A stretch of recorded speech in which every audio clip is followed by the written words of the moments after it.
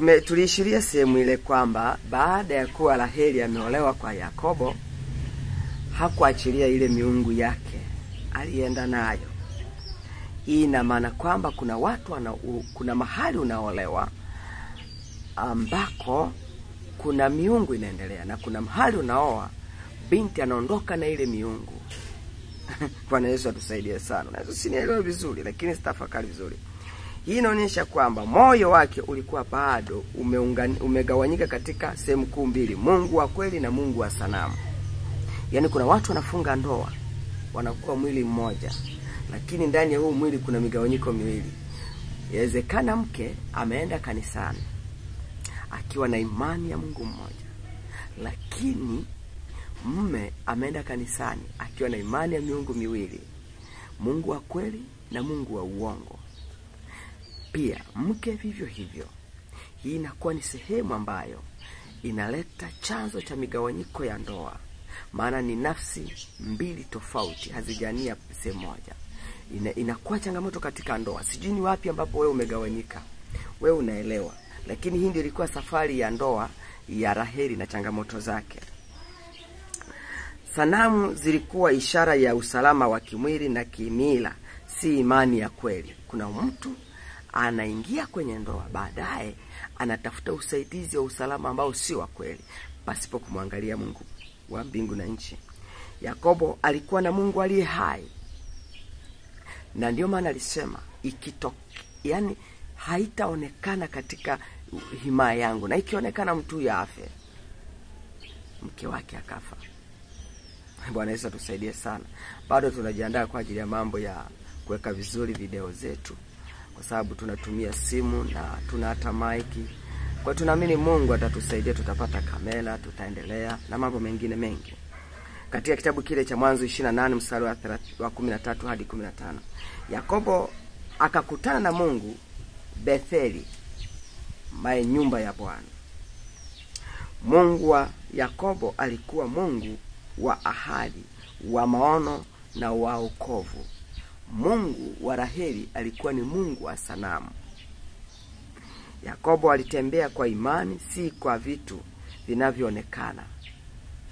Raheli alikuwa anatembea kwa vitu vinavyoonekana. Alikuwa anatembea na miungu. Hii ni changamoto kubwa kwenye maisha ya ndoa.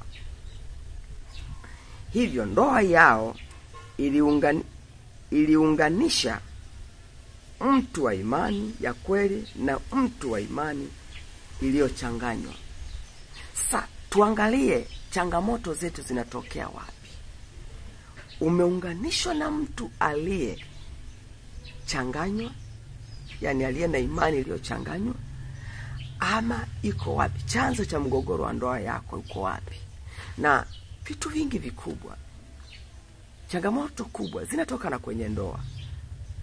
Hata kwenye grupu hili la Home Church, wengi wako hapa hawana ndoa sahihi. Wengi wako hapa wana changamoto kwenye ndoa.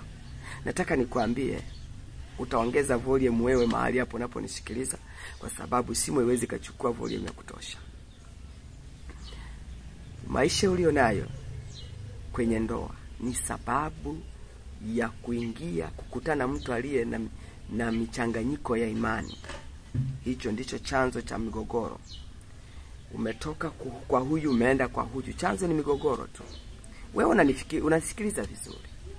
Yaani huyo mume ulionaye pengine ni wa pili, pengine wa tatu, lakini chanzo ni migogoro. Ulikutana watu ambao sio. Ulipokutana na huyo mtu ambaye mna imani moja mkaishi, lakini sasa ulifunga ndoa kule. Lakini sasa watoto ulionao walikuwa kule. Lakini kwa huruma za Mungu ametoa huyu kusimama na wewe. Sasa itakuwaje? Tutakutana 2026. Tofauti ya imani kusababisha mvutano wa kiroho na kimaisha. Katika Amos sura ya 3 mstari wa 3. Je, wawili waweza kwenda pasipo kukubaliana? Yaani watu wawili wanaweza wakatembea pasipo makubaliano? Lasha, mpaka wakubaliane.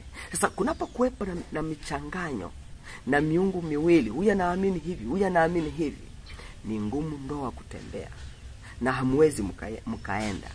Kwa hiyo wale mlioingia katika ndoa, hakikisha mnaomba Mungu asimame pamoja, ili mtembee katika nia moja, muwe na Mungu mmoja, muwe na utakatifu mmoja. Bwana Yesu atusaidie sana. Ndoa inapokosa umoja wa imani, maamuzi yanapingana. Ndoa inapokosekana na umoja wa imani, mwelekeo wa maisha unakinzana. Ndoa inapokosa umoja wa imani, maombi hayatembei pamoja, mipango haitembei pamoja. Raheli alitafuta msaada wa nje ya Mungu. Yakobo alitafuta msaada katika Mungu. Mwanzo sura ya 30 mstari wa 1. Nipe watoto, la sivyo nitakufa. Unaona hicho kitu? Badala ya kutegemea Mungu wa Yakobo, alilalamika,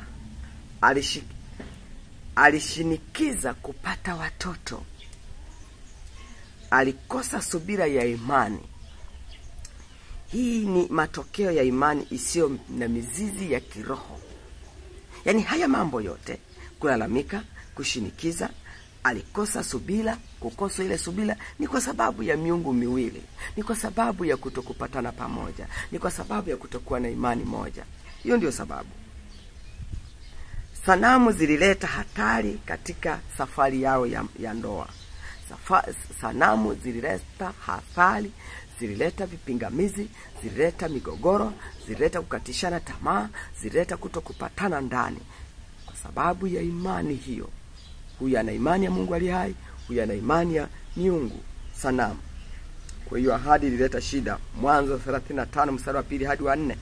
Yakobo alilazimika kuondoa miungu ya kigeni ili familia iwe safi mbele za Mungu. Kwa hiyo ili ndoa yako, familia yako iwe sawa, lazima mpatane watu wawili. Watu hawa muondoe imani za kigeni, muondoe mapokeo ya kigeni, muwe na imani ya uumbaji. Mungu atanisaidia, nafikiri mambo yatakaa vizuri. Masomo yataenda vizuri. Niendelea kuniombea. Namshukuru mwanangu uliyejitoa kwa ajili ya kupata hii simu. Mungu akubariki sana. Ninakuombea sana. Hii pia ni sadaka kubwa. Mungu akusaidie sana. Yakobo alilazimika kuondoa miungu ya kigeni ili ndoa yake iendelee vizuri, ili familia yake iendelee vizuri. Sanamu zilibeba maisha yao kuwa mabaya. Zilibeba laana, vizuizi vya baraka. Hicho ndicho chanzo kikubwa ambacho, au vyanzo vikuu vinavyosababisha ndoa isiweze kuwa salama. Kucheleweshwa kwa kutimia kwa ahadi za Mungu. Kuna watu wako hapa, ahadi zao hazijatimia. Wako kwenye maisha ya shida kwa sababu ya changamoto za ndoa. Huyu aliamini hivi na huyu akaamini hivi. Imesababisha watoto kuishi maisha ya hatari, kukoswa baraka, kukoswa vitu adimu. Kwa hiyo nataka niseme tu kwamba kwa leo, katika kitabu kile cha Wakorinto wa pili sura ya 6 na mstari wa 14, Biblia inasema msifungiwe nira pamoja na wasioamini. Kuna mtu anaweza kujifanya ameamini lakini bado hajaamini. Hii itasababisha changamoto ya ndoa. Sasa umekujikuta huko hapo. Tufanye nini sasa? Omba Mungu akusaidie. Omba Mungu atoe neema mahali hapo na italeta msaada. Ndoa yenye imani tofauti huzaa migogoro ya ndani. Ndoa yenye imani tofauti huzuia ukuaji wa kiroho. Ndoa yenye imani tofauti weka kizazi kwenye hatari ya kuchanganya kweli ya uongo. Bwana Yesu atusaidie sana. Mungu akubariki. Endelea kuniombea. 2026 tuna vitu vingi sana. Endelea kuniombea kwa ajili ya safari ya utumishi.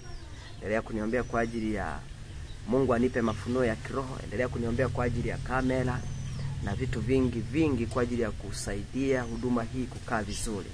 Nina imani ni 2026 tutatembea katika mafundisho vizuri kabisa, na hasa yatakuwa kwenye eneo la YouTube. Hao watakaofuata mafundisho watabarikiwa. Eneo la YouTube litakuwa limesheni vitu vingi tofauti na maeneo mengine, kwa sababu kuna vitu nimejifunza 2026.